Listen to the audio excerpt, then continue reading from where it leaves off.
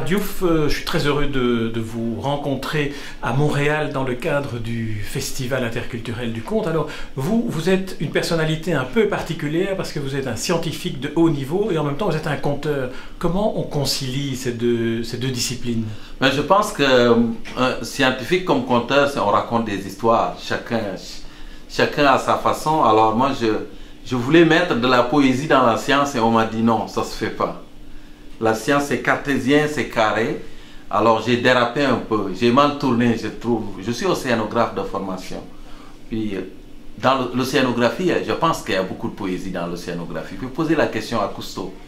On ne peut pas maintenant là, mais je pense qu'il aurait répondu. C'est vrai que c'est poétique la mer. Alors j'ai un peu mal tourné et je me suis ramassé sur la scène où je fais dans l'humour et dans le racontage d'histoires.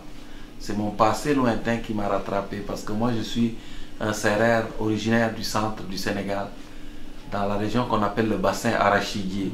Et je viens d'une famille de cultivateurs d'arachides et des éleveurs de zébus. Mon univers, ça a été ça, la tradition orale. Je suis allé dans la science, mais la tradition orale m'a rattrapé, puis m'a ramené sur scène.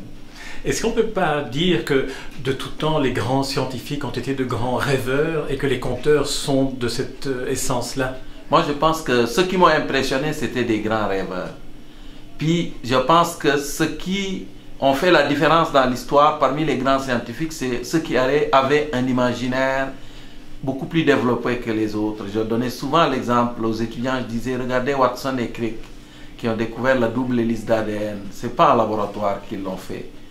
Celle qui était en laboratoire s'appelait Rosalind, celle qui cartographiait, mais elle n'avait pas l'imaginaire pour imaginer que c'est une double hélice. Alors je pense qu'il y a beaucoup de grandiose dans la science. Juste imaginer comment l'univers et la Terre est ronde, ça prend quelqu'un qui a un cerveau assez dérapé pour faire ça, c'est sûr. Vous nous avez dit la part de vos racines oui. Dans la vocation de conteur. Quelle est la part de vos racines dans la vocation scientifique? Ben moi, je suis allé en biologie parce que c'était plus proche de moi que toutes les autres disciplines. J'avais grandi dans la savane avec les vaches de mon père. Je connaissais les oiseaux par leur nom. Je connaissais les plantes par leur nom dans ma langue. Je connaissais les insectes. Alors quand est venu le temps d'aller à l'université, j'ai choisi la biologie par paresse parce que quand on faisait de la systématique végétale ou de la systématique animale, et le prof disait... mettons, telle plante s'appelle Acacia albida. Alors j'écrivais le nom en sérère à côté.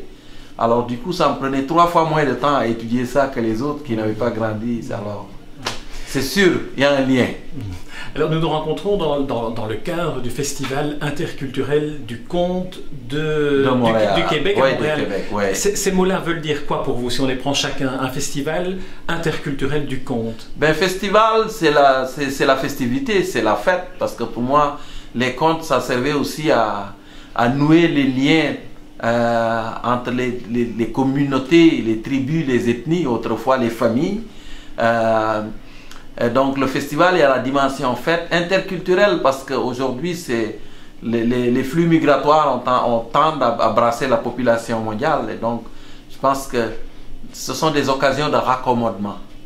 On se rassemble ici et puis on raccommode. Pour dire, si vous regardez dans le fin fond, si vous descendez plus profondément, vous allez vous rendre compte qu'on est tous pareils. On a été bercés par les mêmes histoires.